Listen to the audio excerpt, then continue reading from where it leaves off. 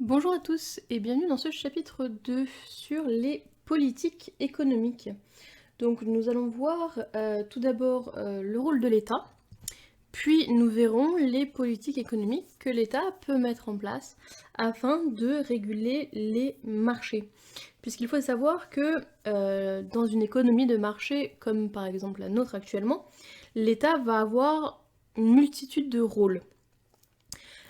Parmi ces rôles-là, on retrouvera notamment la régulation de l'activité économique et l'incitation, en tout cas, des politiques qui vont permettre d'aller modifier, orienter les comportements des agents économiques afin justement d'avoir une économie qui soit la plus équilibrée possible.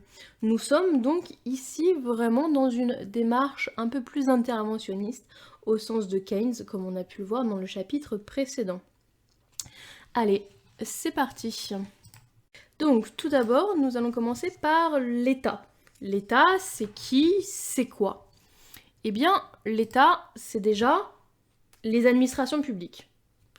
Donc dans les administrations publiques, on a plusieurs catégories et on a les administrations publiques dites centrales. Donc l'administration publique centrale, c'est ce qu'on appelle communément juste l'État. Et après, il va se sous-découper. Donc notamment, on a des administrations publiques dites locales. C'est le cas, en l'occurrence, du découpage des régions. Donc les régions, elles ont des missions qui sont différentes, qui vont beaucoup plus être orientées sur le développement économique, social et culturel. C'est-à-dire que la région va plutôt avoir une approche territoriale sur l'aménagement, les transports donc régionaux, notamment les lignes de TER par exemple, si on prend les lignes de chemin de fer, les aérodromes, les ports.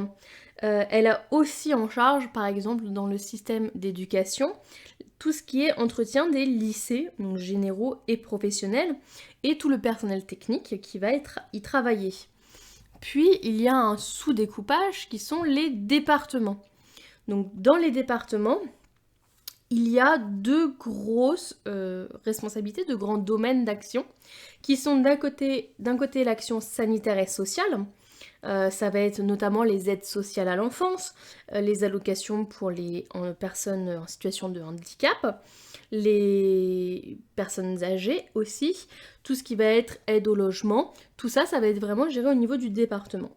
Et puis, il y a un deuxième volet qui nous intéresse, qui est le volet des actions économiques, où là, le département va financièrement pouvoir aider les entreprises avec des accords notamment, et des accords aussi avec la région.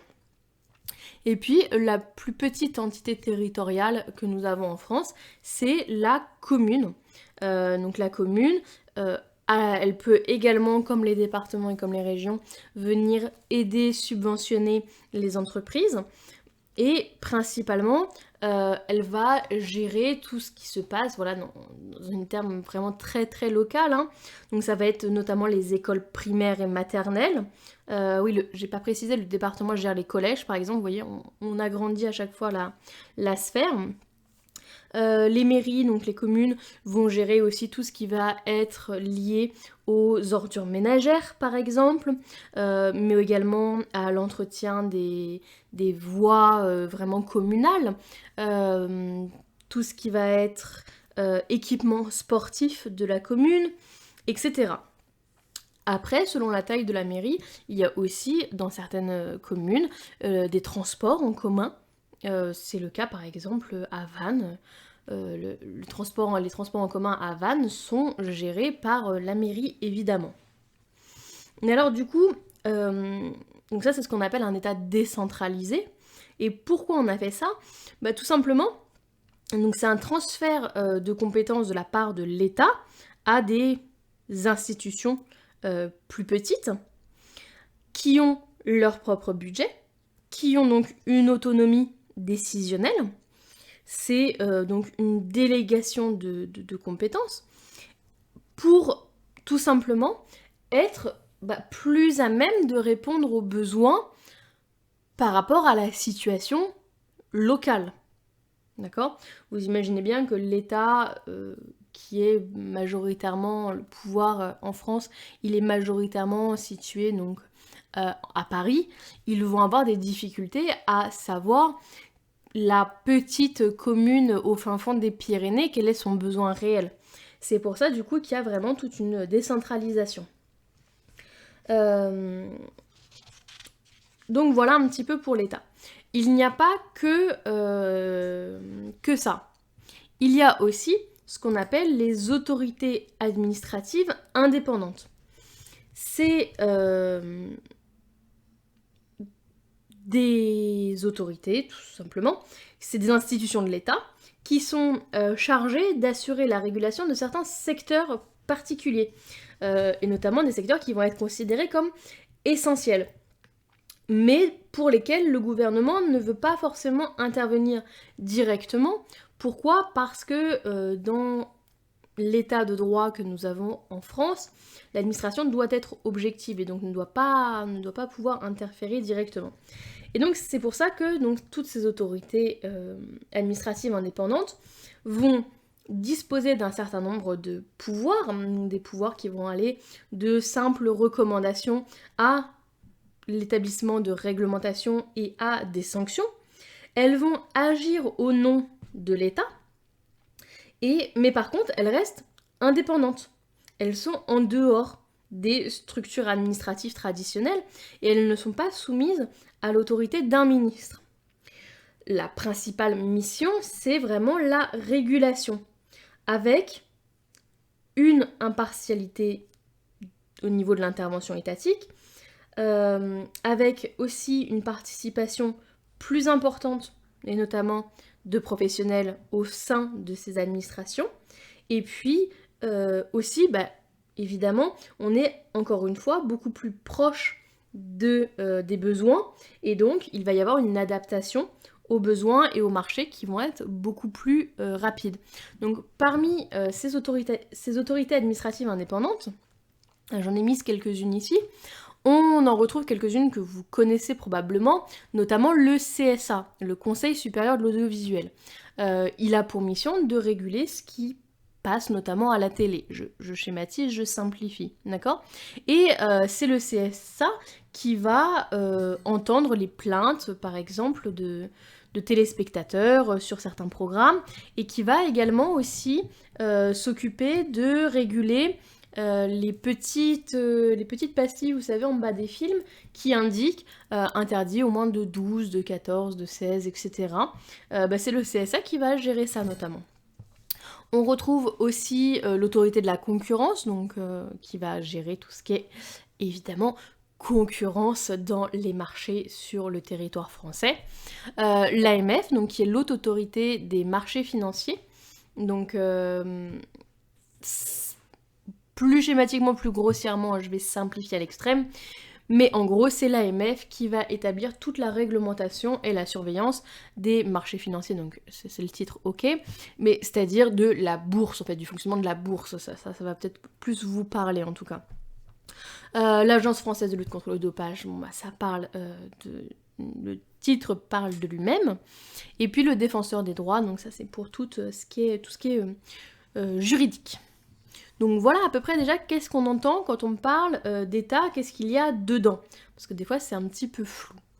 Donc maintenant qu'on voit à peu près qui c'est l'État, allons voir le rôle de l'État justement dans l'économie. D'accord ? Donc, tout d'abord, il faut savoir que il y a plusieurs formes, on va dire plusieurs formes d'État possibles. Donc, tout d'abord, l'État gendarme. L'État gendarme, c'est ce qu'il y a de plus proche de l'approche libérale de l'État. D'accord ? C'est vraiment, on est plus dans l'idée de ce que préconisait l'école classique, et notamment Adam Smith. Un État gendarme, il se limite aux seules missions régaliennes. Donc, la défense nationale, les affaires étrangères, la police, la justice ou l'administration. Et le reste, pas du tout. Parce que nous sommes donc dans une approche libérale, et que dans l'approche libérale, je rappelle, hein, c'était le cours précédent, le marché va s'équilibrer de lui-même. On revient sur l'idée de la main invisible d'Adam Smith. Et du coup, l'État n'a pas à intervenir. Alors, pour certains libéraux tout de même, l'État peut prendre en charge quelques petites choses en plus, notamment comme l'éducation ou les infrastructures qui sont utiles vraiment à la société. Donc, par exemple, notamment la SNCF, enfin en tout cas le transport ferroviaire. Voilà. Pour les néoclassiques, l'État a un peu plus de missions. C'est là qu'on voit déjà une petite nuance entre les libéraux et classiques et les libéraux néoclassiques. C'est-à-dire que les néoclassiques, ils vont estimer que l'État doit permettre de maintenir les conditions de la concurrence pure et parfaite. Et que c'est à l'État de venir s'assurer et pallier aux éventuelles défaillances du marché. Donc, par exemple, tout ce qui va être externalité, mais on reviendra dessus après. La grosse différence donc avec un État, avec l'approche interventionniste, c'est que dans le mouvement de Keynes, l'État passe de État gendarme à État-providence. Et là, l'État interventionniste doit s'étendre au domaine social. Il a pour mission toutes les fonctions régaliennes comme dans l'État gendarme, mais en plus, il va devoir assurer la sécurité sociale, par la sécurité donc économique et sociale. Il va devoir fournir une protection sociale et corriger les injustices sociales. Et donc, notamment, l'État-providence va avoir des fonctions en plus. Il va devenir producteur de services non marchands, il va redistribuer les revenus, et il va être un régulateur de l'économie. Et notamment en France, il y a eu une grande montée en puissance de l'État-providence pour plusieurs raisons. Tout d'abord, pour une histoire de développement économique. L'État, enfin en tout cas le marché, la société, etc., est devenu de plus en plus complexe, d'accord ? Lié notamment au développement économique, mais aussi à la mondialisation. Et donc, l'État devait naturellement prendre un rôle en plus, dans cette optique-là, dans cette vision-là, qui était celui de coordonner justement les activités économiques. Puis il y a eu d'autres problèmes qui sont venus appuyer cette idée de nécessité d'un État-providence. Ça a été notamment l'effet des guerres et des crises successives, d'accord ? Et principalement de la crise de 29 à ce moment-là. Enfin, Keynes a montré à un moment donné que le marché n'était pas capable d'aboutir spontanément de lui-même au plein emploi. Et que du coup, l'État devait nécessairement intervenir pour justement contribuer à augmenter la demande globale et donc à relancer la production et l'emploi et à entrer dans un cercle vertueux. Et donc, les fonctions de l'État ont été théorisées par un économiste américain qui s'appelle Richard Musgrave, qui donc en 1959, donc c'est un grand professeur d'économie de la Harvard University, et en 1959, il a exprimé les 3 fonctions de l'État. Donc ce sont les suivantes: fonction d'allocation des ressources, de redistribution des richesses et de stabilisation de la conjoncture. Et donc on va rentrer justement dans ces 3 fonctions. Donc la fonction d'allocation des ressources. Donc on repart vraiment d'Adam Smith, des classiques, puisque c'est quand même tout notre point de départ dans la théorie économique. Les auteurs classiques proclament, théorisent les vertus du marché et expliquent que justement les prix qui émergent sur un marché concurrentiel vont guider de manière efficace l'allocation des ressources et l'organisation de la production. Et pourtant, on a pu voir des exceptions. Et c'est là que l'État peut être amené à intervenir dans l'allocation des ressources, notamment via des politiques qui vont influencer, donc de deux manières différentes, soit en taxant, donc c'est notamment le cas lorsqu'on nous avons des externalités négatives. Donc je rappelle, une externalité c'est quoi? C'est un comportement d'un agent économique qui va avoir une répercussion négative ou positive sur les autres agents. Là, par exemple, dans ce petit dessin, on a l'image d'une usine qui va polluer et qui va donc engendrer ici une externalité négative pour le voisin qui va récupérer de la fumée, de la pollution chez lui. Eh bien, l'une des solutions possibles pour l'État, pour redistribuer tout ça, pour rééquilibrer tout ça, ça va être notamment d'aller taxer cette usine. Et ça, c'est ce qu'on voit notamment avec le marché des droits à polluer. Vous en avez peut-être entendu beaucoup parler, parce qu'on commence beaucoup à en parler maintenant qu'on a une attention quand même assez focalisée sur les émissions de CO2. Le marché des droits à polluer, c'est quoi?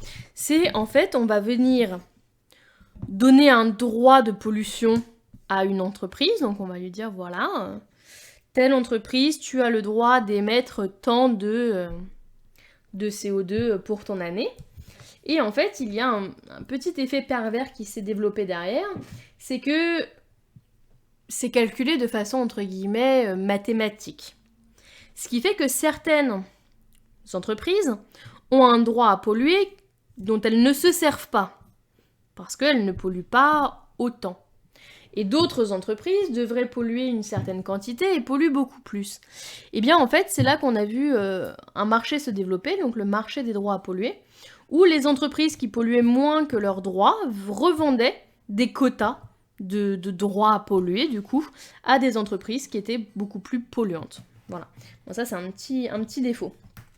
Mais donc, c'est en tout cas une première politique, une première chose qui va être de taxer, justement, certains biens, justement, à l'origine d'externalités.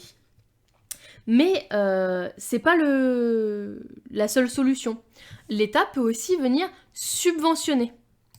C'est le cas notamment quand l'État donne des subventions lorsque l'on achète des véhicules qui sont peu polluants. La deuxième fonction donc qui est établie par Musgrave, c'est la fonction de redistribution des richesses. Donc, par nature, le libéralisme et l'économie de marché vont créer des inégalités dans la société. Et justement, ces inégalités-là vont amener l'État à venir, via une fonction de redistribution, réduire ces inégalités. Donc ça répond au principe de justice et d'équité. L'État, comment elle va faire ça? Tout simplement en deux temps. Premièrement, elle va capter via l'impôt une partie de la richesse qui est créée par la nation. Et ensuite, elle va la redistribuer par le biais donc de transferts. Donc soit des transferts économiques comme des subventions aux entreprises, qui permettent aux entreprises d'être beaucoup plus solides et éventuellement d'aller du coup embaucher, ou via des transferts sociaux. Et donc là, ça va être tout ce qui va être solidarité nationale. Donc on peut imaginer, on peut comprendre qu'on entend par là tout ce qui va être bourse, APL, allocation chômage, etc.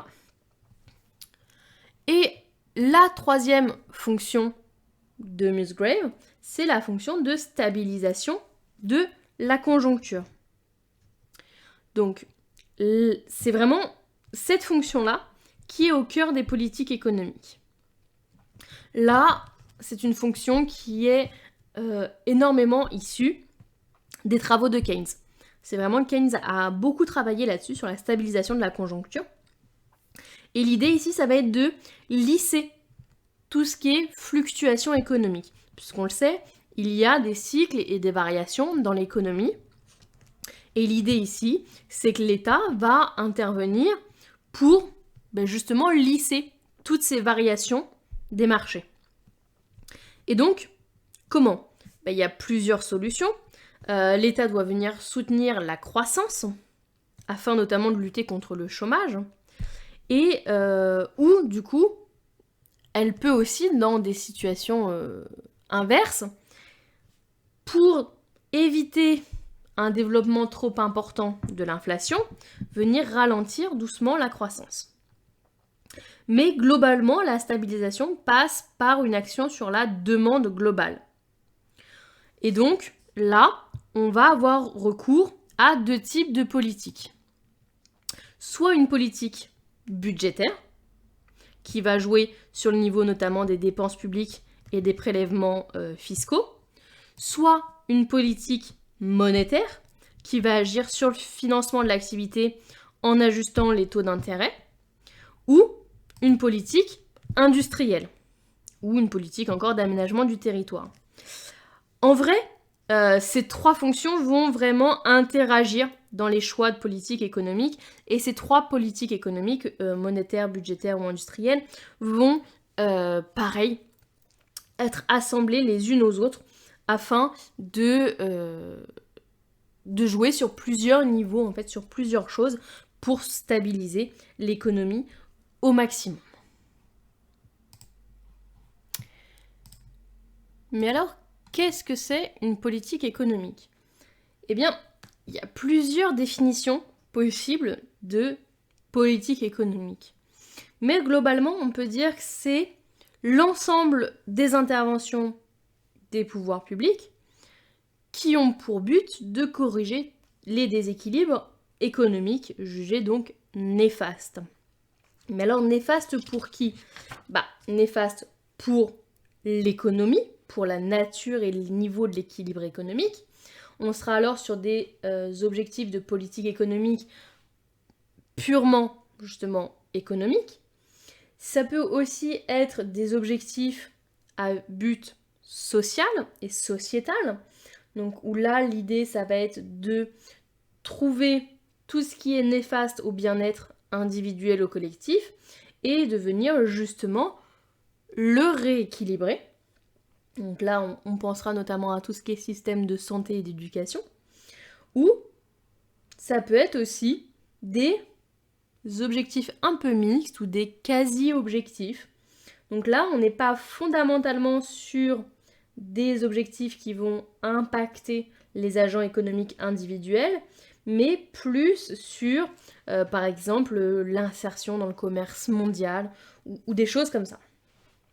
Et donc, dans cette diversité, justement, de politique, etc., il y a un économiste anglais, Nicholas Kaldor, qui a réussi à théoriser, à représenter schématiquement, justement, l'objectif, entre guillemets, parfait.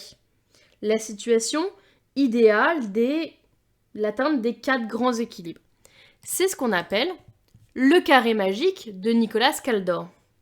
Et donc là, on voit bien qu'on a un taux de croissance qui est le plus élevé possible, couplé à une situation proche du plein emploi, un taux de chômage proche de 0, un taux d'inflation le plus faible possible, donc pareil, proche de 0, et un commerce extérieur, par contre, qui serait vraiment excédentaire. Et là, on pourrait avoir l'impression que les politiques économiques ne sont pas indépendantes, mais très dépendantes. Et c'est le cas. Notamment, si on regarde bien, le taux d'inflation et le taux de chômage, ce sont des relations inverses. Pareil pour le taux de chômage et le taux de croissance du PIB. D'accord ? Nous avons des relations inverses. Parfois, il faut bien comprendre aussi que ces objectifs peuvent être conflictuels. Par exemple, quand on va essayer d'atteindre la croissance et le plein emploi, en général, ça va impliquer derrière une inflation forte. Alors que par contre, quand on va venir essayer de stabiliser les prix, ça se fait souvent au détriment de l'emploi et de la croissance. Donc, il faut bien comprendre que toutes les politiques économiques, vont énormément devoir arbitrer justement dans leur choix de façon assez fine et qu'il y a forcément des conséquences. Donc, premier type de politique qu'on va voir ici, c'est la politique budgétaire. Alors, l'État dispose d'un budget. Jusque-là, je pense que tout va bien. Par contre, l'utilisation de ce budget et l'importance de ce budget, il y a des différences d'opinion au sein des économistes libéraux et classiques. La politique budgétaire et fiscale qui est menée par l'État va être liée énormément à l'environnement politique national. D'accord ? Au contexte social du moment, c'est quelque chose qui n'est pas figé en fait, qui n'est figé ni en temps ni en espace. Il ne faut pas essayer d'aller comparer une politique budgétaire, par exemple en France, à celle d'un autre pays, parce que c'est pas comparable. D'accord ? Souvent, il y a des raccourcis qui se font, mais c'est pas possible.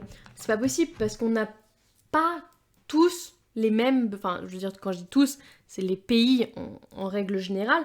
Les pays n'ont pas tous les mêmes objectifs ni les mêmes besoins. Donc, voilà, c'est assez difficile d'aller comparer. Et puis surtout, ça va évoluer énormément. Donc, on a deux types de politiques budgétaires. On a une politique budgétaire plus libérale et plus interventionniste. On va essayer de voir les deux.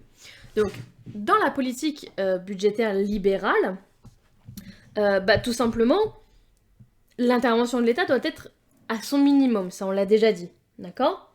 Donc, le but ultime de l'État en termes de budget, c'est d'être sur une neutralité, donc c'est-à-dire sur un équilibre, d'être à zéro. Et c'est ce qu'on appelle aussi, du coup, l'orthodoxie financière, c'est-à-dire qu'il faut être à peu près au minimum de pression fiscale. Le budget va, du coup, être assez mineur dans la dynamique économique. Pour les néoclassiques libéraux, il faut pas employer en fait la politique budgétaire. Pourquoi ? Parce que tout simplement, en venant utiliser cette politique budgétaire, vous venez influencer des agents et donc les perturber dans leurs choix économiques.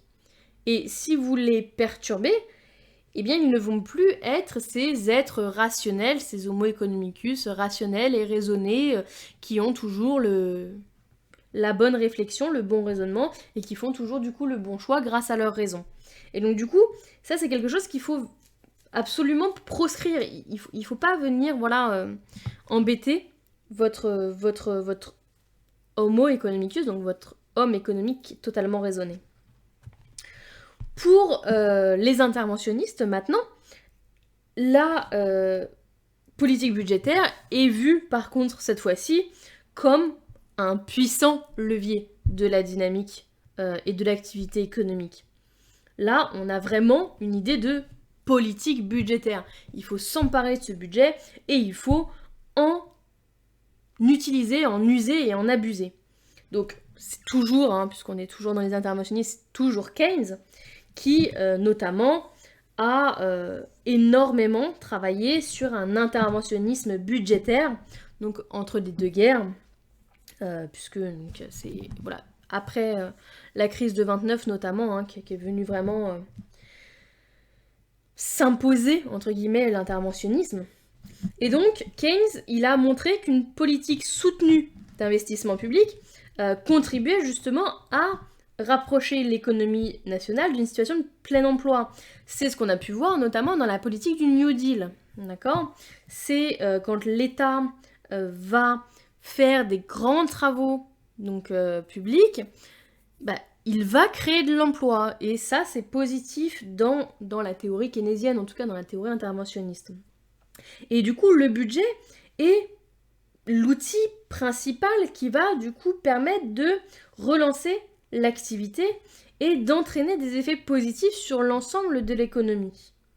C'est ce qu'on appelle aussi ces effets-là, ces effets d'entraînement positif, on les appelle aussi les multiplicateurs keynésiens. Voilà. Et donc, il y a une place extrêmement importante dans toute la théorie keynésienne pour la politique budgétaire. Et Keynes, notamment, il dit que un déficit budgétaire va contribuer à accroître la demande par un effet multiplicateur et à provoquer donc par là même une diminution du chômage. Et qu'un excédent budgétaire provoque par contre, par contraction de la demande solvable, une détente sur les prix. Donc l'effet multiplicateur, l'effet keynésien, c'est quelque chose qui se calcule. Nous, on ne va pas le voir forcément dans ce cours-là, dans cette vidéo-là. Par contre, on apprendra à le faire dans des petits exercices en travaux dirigés. Donc il faut bien comprendre un petit peu ce que Keynes est en train de nous expliquer ici. Donc pour lui, un déficit budgétaire de la part de l'État, c'est pas grave en fait. Puisque derrière, on va réussir à diminuer le chômage. Et ça, du coup, c'est positif. Et donc, du coup, la politique budgétaire, comment elle fonctionne? C'est quoi ces leviers d'action? Eh bien, plusieurs choses. En vrai, 2 choses. Premièrement, les dépenses publiques. Et deuxièmement, les recettes publiques. Donc, dans les dépenses publiques, évidemment, il y a une intervention forte et on va aller accroître les dépenses publiques pour justement derrière avoir ces fameux effets multiplicateurs de Keynes, d'accord? Et donc ça veut dire qu'il faut aller impérativement investir financièrement dans les infrastructures publiques, dans les bâtiments, dans les travaux publics. Pour l'action sur les recettes publiques, bien, au-delà d'avoir un objectif quand même financier, on parle quand même de budget, donc à un moment donné, augmenter les couvertures augmenter les dépenses publiques, c'est bien, mais il faut réussir à couvrir ces dépenses quand même un petit peu. Eh bien, les recettes publiques, en l'occurrence qui sont via les impôts, servent justement à atteindre des objectifs aussi économiques. En l'occurrence, l'interventionnisme fiscal, donc l'impôt, peut être utilisé pour modifier la répartition du revenu national. Et donc pour relancer un secteur industriel, d'accord? Ou pour orienter les dépenses des agents vers un domaine précis. Ça permettra du coup d'aller rééquilibrer les secteurs et les domaines. Et là, on parle presque plus de politique budgétaire, mais de politique fiscale. Une des critiques principales faites à la politique budgétaire, c'est que cette politique va créer des déficits publics, donc générer de la dette. Et souvent, l'idée quand même, c'est que derrière, une dette va devoir être remboursée et donc va imposer une augmentation de l'imposition, une augmentation des impôts. On en entend beaucoup parler en ce moment quand on parle justement de toute la politique qui a été mise en place par le gouvernement pour gérer la crise Covid, pour aider en tout cas les entreprises durant la crise Covid, la fameuse politique du quoi qu'il en coûte. On entend beaucoup de gens dire oui, mais on va le payer, on va le rembourser via des impôts. Bon, c'est un peu cette idée-là derrière, sauf que derrière, on se rend compte au final que notre dette continue en fait à se creuser parce qu'on continue à avoir justement un écart entre notre rythme de croissance, notre PIB, et puis les taux d'intérêt et la dette que l'on a. Et donc, c'est ce qu'on va appeler le risque de réputation de la dette. Donc voilà, est-ce que c'est bien de... comment on finance notre déficit Est-ce qu'il faut du coup fixer un déficit à l'avance? Comment on finance la dette? Comment est-ce qu'on peut maintenir un budget non équilibré, etc. Bon voilà. Un deuxième point qui est souvent reproché, donc, qui est souvent abordé comme limite de la politique budgétaire, c'est la lenteur. La lenteur de la politique budgétaire, parce que les prises de décision en termes de budget, c'est assez rigide et c'est souvent long à mettre en place, c'est souvent fait à l'année et donc il peut y avoir un décalage entre la nécessité à un instant T et la prise de décision. Puis, on parlait énormément de point fort, le principal point recherché par la politique budgétaire, c'est l'effet multiplicateur keynésien. Or, des fois, on se rend compte qu'il n'est pas forcément garanti, notamment dans des économies très fortement mondialisées, très fortement ouvertes sur l'étranger, et avec une pression fiscale un peu trop forte. On va se rendre compte que là, en l'occurrence, il va y avoir des effets d'éviction et que notre effet multiplicateur ne va pas arriver comme on l'attendait. Donc voilà, c'est un peu les limites qu'on peut avancer à la politique budgétaire. Donc passons maintenant à la politique monétaire. Donc vous n'êtes pas sans savoir que depuis le 1er janvier 1999, nous faisons partie de la zone euro. D'accord ? Depuis que nous sommes donc dans cette zone euro, notre politique monétaire nationale a disparu. Pourquoi ? Parce que nous sommes donc sous un système de politique monétaire unique au sein de la zone euro et que elle est définie par la Banque Centrale Européenne, qui est située à Francfort. Donc on appelle aussi la BCE. Et donc, l'objectif principal de la BCE, c'est quoi ? C'est la stabilité des prix.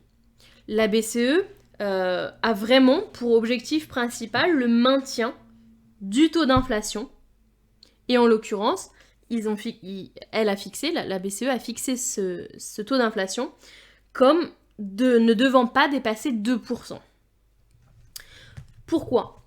Tout simplement parce que l'inflation va venir par une création excessive de monnaie.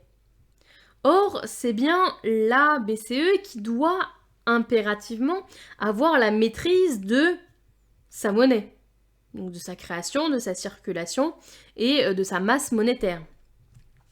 Et deux possibilités, du coup, deux instruments pour réussir son objectif donc de taux d'inflation inférieur à 2%, c'est l'inflation notamment par la liquidité bancaire. Les banques ont besoin de détenir une certaine quantité de monnaie, donc selon justement leur activité sur le marché financier. En rendant la monnaie plus abondante, on va inciter les banques à accorder plus de crédit et à créer plus de monnaie. Par contre, quand on fait l'inverse, donc c'est-à-dire quand on accepte une circulation, une quantité d'argent en circulation moins grande, donc c'est-à-dire quand on réduit les liquidités, eh bien là, on a l'effet inverse. Les banques, comme elles ont moins de monnaie, elles vont moins accorder de crédit. Et donc, forcément, le nombre de crédits accordés ou pas joue directement sur la consommation des agents, pas que des entreprises, mais principalement, là, en l'occurrence, des ménages. Si les ménages ont une difficulté à accéder à des crédits, ils vont évidemment moins consommer. Et comme on est toujours quand même sur un marché avec le principe de la loi de l'offre et de la demande, si la consommation diminue, qu'est-ce qui se passe ? Forcément, il va y avoir un rééquilibre qui va se faire par les prix. Et donc là, on va augmenter ou diminuer les prix. Et en augmentant ou en diminuant les prix comme ça va jouer sur le taux d'inflation. Donc, c'est bien comme ça que la BCE peut maintenir son taux d'inflation, rien que par la facilité d'accès au crédit pour les agents. Autre façon, à part de jouer sur la liquidité de la monnaie, qui va avoir exactement le même principe, le même schéma derrière, qui va jouer sur les mêmes choses, ça va être la fixation des taux d'intérêt. La BCE est garante et gérante de tout ce qui va être fixation des taux d'intérêt. Et tout simplement, quand les taux d'intérêt, donc la Banque Centrale Européenne, on appelle ça pour la... pour la BCE, on appelle ça les taux directeurs. Plus le coût des crédits, donc avec un taux d'intérêt élevé, est fort, bah forcément, moins on va aller faire des crédits. Là, on n'est plus sur la possibilité ou non de faire un crédit, mais plus sur le coût du crédit. On peut avoir l'accès au crédit et ne pas vouloir le faire parce que son coût est trop grand. Et donc là, encore une fois, ça va jouer directement sur le nombre d'agents qui vont venir faire des crédits et donc sur la consommation. Et donc, on revient à cette idée de rééquilibrage des prix et donc de taux d'inflation. Donc, dans le cadre de la zone euro, à laquelle nous appartenons, c'est l'eurosystème. L'eurosystème, c'est une institution qui réunit les banques centrales nationales des 19 pays qui appartiennent à la zone euro, plus la BCE, qui est en charge de piloter justement la politique monétaire de notre zone, en assurant justement la stabilité des prix via les taux directeurs. C'est ce que j'expliquais. Donc c'est vrai que là, les banques centrales ont un rôle déterminant pour la stabilité économique et financière, puisqu'elles vont jouer sur tout ce qui est consommation. Il y a quand même quelques limites à cette efficacité, à l'efficacité de cette politique monétaire. La première limite, c'est que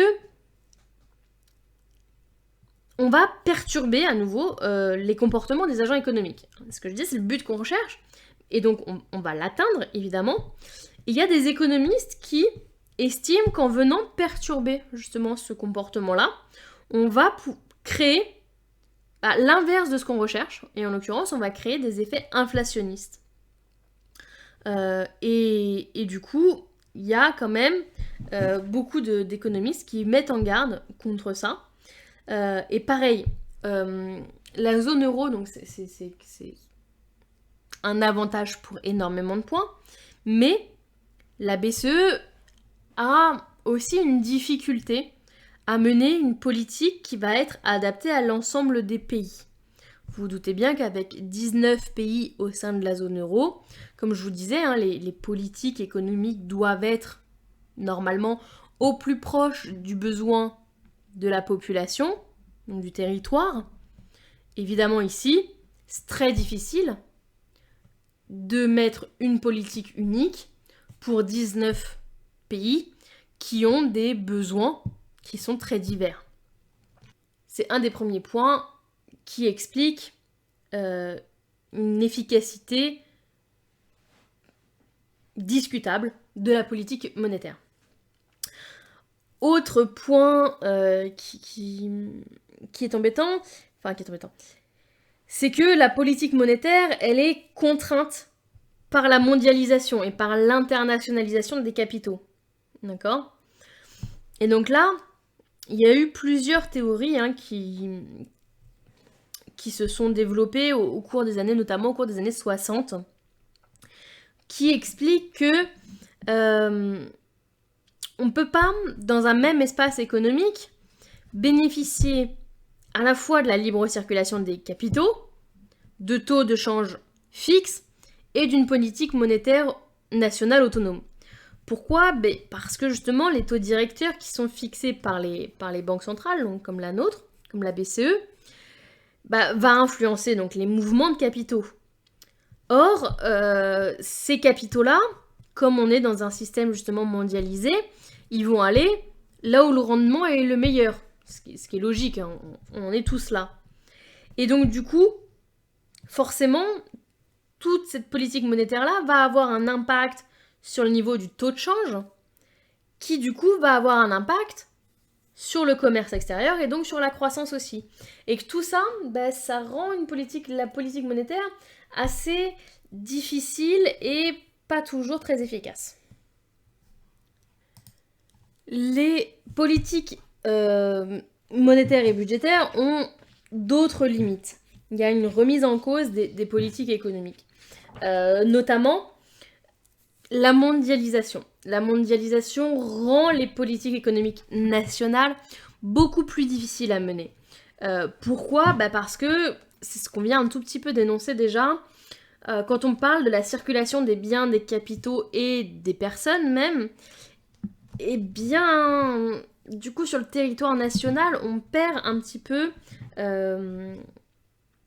d'efficacité dans le sens où les agents vont être mobiles en fait. Et où dès l'instant où ces agents-là ont la capacité de partir et d'aller ailleurs, eh bien vous allez obligatoirement limiter par exemple vos taxes.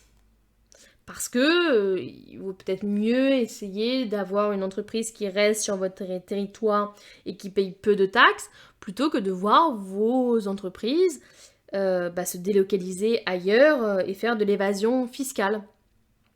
Et du coup, évidemment, les politiques économiques sont un peu moins efficaces. C'est ce qu'on voit d'ailleurs avec quelques grandes entreprises qui partent de certains pays parce qu'il y a des taxes qui sont trop fortes. Pareil, il faut bien comprendre que au sein donc, d'un territoire, il faut essayer au maximum de contenter tout le monde.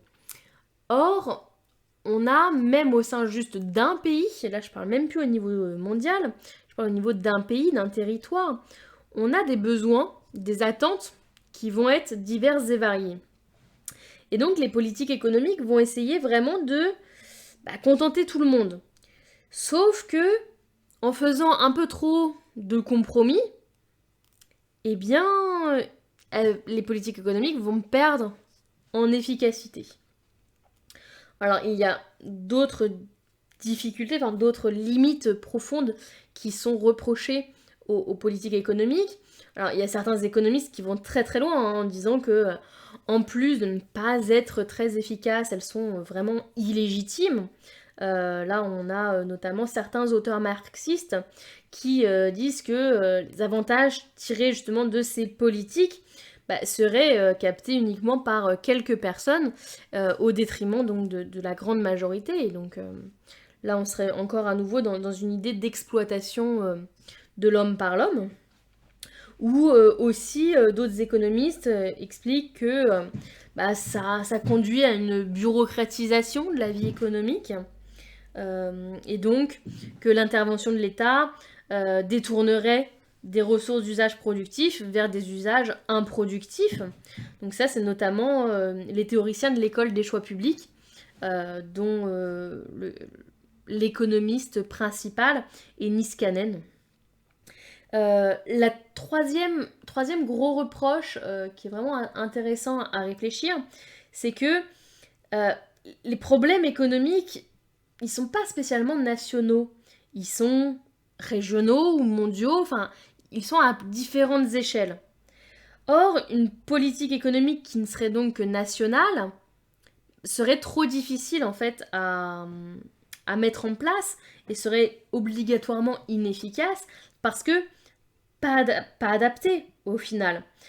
Il faudrait donc avoir des coordinations de politiques à la fois régionales, nationales, mais aussi internationales ou supranationales. Et là, la coordination, bah, c'est pareil, c'est quelque chose qui va être difficile parce que encore une fois, on est face à des agents qui vont avoir des priorités qui vont être différentes. Si on parle de politique internationale, bah, on va avoir des pays qui vont avoir des situations économiques qui sont très différentes. Et ça, c'est notamment ce point-là, cette question de la coordination, il est vraiment crucial. Nous, dans le cadre de l'Union européenne, on le voit bien, parce qu'on a vraiment des difficultés avec des pays qui ont des situations qui sont différentes, des niveaux de développement différents, des économies différentes, des priorités différentes.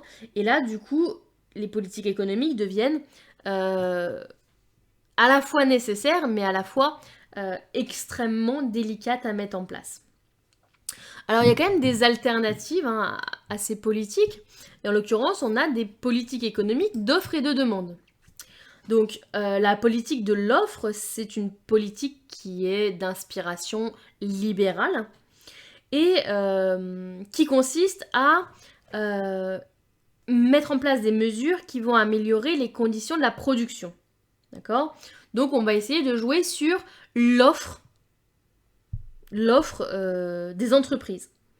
L'objectif étant notamment d'abaisser les charges, donc principalement en jouant sur le levier fiscal, ou encore sur les ménages à revenus élevés, pour justement en favorisant le profit dans le partage de la valeur ajoutée au détriment du salaire. Donc tout ça pourquoi faire ? Parce que en diminuant les dépenses budgétaires ou en incitant en tout cas les ménages à épargner avec des taux d'intérêt élevés, on va normalement impacter le développement de l'offre de façon positive. C'est une idée soutenue par Jean-Baptiste Say, qui est donc la fameuse loi des débouchés de Say, dont on a parlé dans le cours précédent, que l'offre crée la demande. Et donc en allant impacter justement, développer cette offre, et ben la demande va se créer en face. Et là, c'est énormément sur le levier fiscal qu'on va jouer. Et il y a donc un économiste qui s'appelle Arthur Laffer qui a théorisé ça dans une courbe de Laffer, qui est donc la courbe ici que vous avez à l'écran, et qui représente justement le montant des rentrées fiscales en fonction du taux d'imposition. Et l'objectif, c'est de montrer que la fameuse phrase que vous avez sûrement déjà entendue dans votre vie, trop d'impôts tue l'impôt. Et en fait, c'est lui qui a théorisé ça. C'est-à-dire qu'à partir d'un certain taux d'imposition, les rentrées fiscales vont diminuer. Pourquoi ? Parce qu'au fur et à mesure que le taux d'imposition augmente, les recettes fiscales augmentent, mais elles vont atteindre un maximum. Donc le maximum qui est au niveau du taux optimal. Sauf que, à ce moment-là, une fois qu'on a dépassé le taux optimal, on arrive dans des taux dits dissuasifs. Et donc au-delà de cet optimum, les recettes fiscales vont baisser. Pourquoi ? Parce qu'on va avoir des comportements qui vont apparaître de type une non-incitation à travailler ou même des comportements d'évasion, de fraude fiscale ou de développement du travail au noir. Et donc c'est là où il faut avoir une sorte de finesse justement dans le taux d'imposition pour ne pas aller trop loin.